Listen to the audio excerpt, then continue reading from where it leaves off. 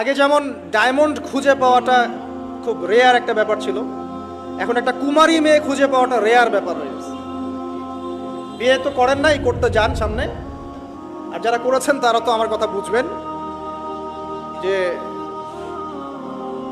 Current জালেও যে জাটকা ধরা পড়তো, এখন আপনি কি বলবো পবিত্রতার জাল দিয়ে সার্চ করেন, দেখেন কয়টা কুমারী মেয়ে খুঁজে পান।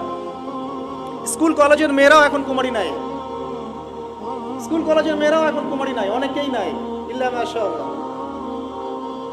পরিবারের লোকজন জানেও এগুলা, এটাই স্বাভাবিক এখন।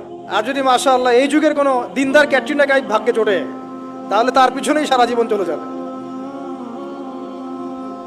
সো পরিবারে ঢোকার আগেই, মানে বিয়ে শাদী করে সংসার গোছানোর আগেই পড়াশোনাটা শেষ করে ফেলেন, কারণ ওর পরে রেসপন্সিবিলিটি বাড়বে, আপনার অনেক কাজের চাপ চলে আসবে। এগুলোকে সুন্দর মতো